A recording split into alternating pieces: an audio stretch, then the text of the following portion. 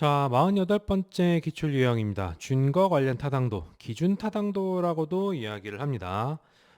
타당도 쪽에서는 그래도 좀 가장 많이 사용되는 거 앞에서 얘기했던 구성 타당도랑 비슷하게 많이 사용되는 타당도 분석 방법이고요. 한번 보도록 합시다. 준거 관련 타당도, 기준 타당도. 준거가 되는 다른 측정도와의 관련성을 분석해서 타당도를 평가하는 방법이에요. 근데 여러분들이 여기서 헷갈리지 말아야 될 게 뭐냐면은 구성 타당도와 수렴 타당도가 굉장히 유사해 보일 수 있어요. 왜냐하면은 다른 척도를 가지고 얘네들의 상관을 보는 거거든요. 그러니까 물론 이제 다른 척도와 상관을 본다라는 점에서는 형식적으로는 굉장히 유사하긴 하지만 뭐 왜 보는가에서 좀 차이가 나요. 어떤 걸 보는가에서 이제 차이가 납니다. 자, 경험적 근거에 의해서 타당도를 평가하는 방법이고, 그러니까 경험적 근거의 타당도를 평가하는 방법이 이제 실제로 데이터를 모아서 이제 보는 거. 물론 이제 구성 타당도도 실제로 데이터를 모아서 봐요. 자, 구성 타당도와 마찬가지로 통계적 방법을 사용해서 타당도를 평가를 합니다.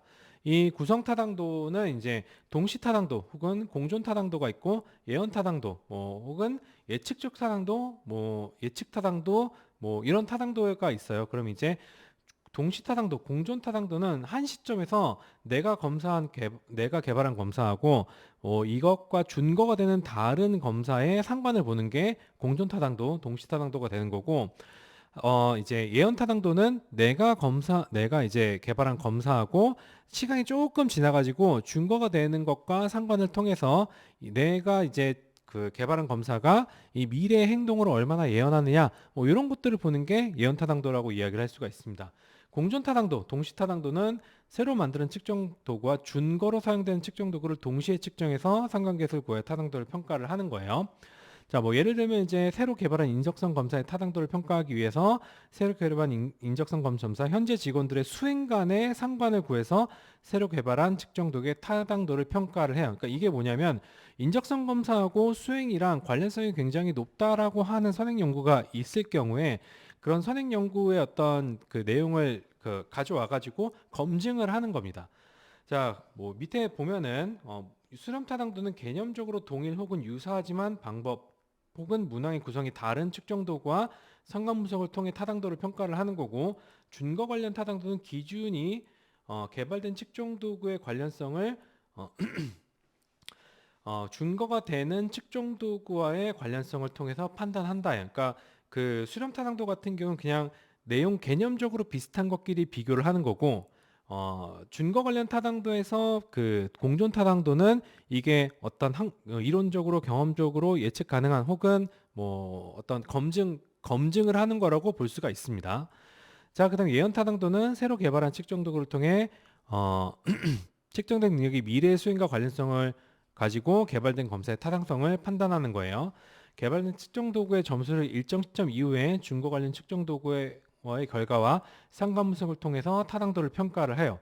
자, 인적성 검사의 예언 타당도를 구하고자 하면 입사 이후 직무 수행 평가 점수하고 입사 전 응시자일 때 실시한 인적성 검사 간 상관관계를 갖다가 이제 보는 거죠. 그러니까 공존 타당도는 이때 그러니까 어떻게 보면 검사 대상이 다른 거예요. 공존 타당도는 내가 신입사원들 그 인적성 검사하고 현재 직원들의 수행을 가지고 얘네들이 얼마나 타당한지를 보는 거고, 예은 타당도 같은 경우에는 그 입사 때 본 인적성 검사 있죠. 그 검수를 가지고 있다가 얘가 한 1, 2년 있다가 어떤 사원 평가라든지 아니면 직무수행 평가 같은 걸 받는단 말이에요.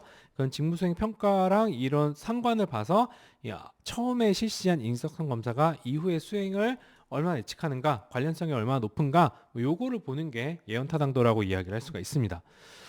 자, 그러면 이제 문제 풀어보도록 할게요. 자, 기준 관련 타당도와 가장 거리가 먼 것은, 준거 관련 타당도와 가장 거리가 먼 것은 일단 경험적으로 검증하니까 경험적 타당도 맞죠?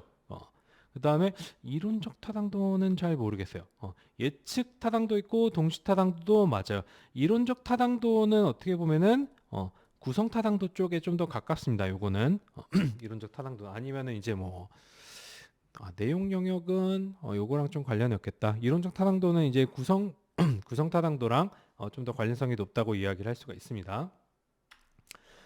자, 그 다음에 대학 수학 능력 시험의 타당도를 평가하기 위해서 대학 수학 능력 시험 점수와 대학 진학 후 학업 성적과의 상관관계를 조사하는 방법은 일단 요거는 미래의 점수를 이제 미래의 점수랑 관련성을 본 거죠. 우리가 미래 딱 하면은 뭐냐면은 예언 타당도가 되는 거겠죠. 예언 타당도가 있는 것은 준거 관련 타당도, 기준 관련 타당도가 예언 타당도가 있죠. 예언 타당도가 있는 거니까 정답은 4번이에요. 내용 타당도는 내용 보는 거고 논리적 타당도는 뭐야 이건? 내적 타당도는 이거는 실험에서 이제 인과관계를 이야기를 하는 거지. 얘는 완전 아니고. 자, 그래서 정답은 4번입니다. 자, 그래서 준거 관련 타당도를 이 정도로 살펴봤고요. 이제 다음 그 기출 유형에서 또 다른 내용들을 배워보도록 합시다.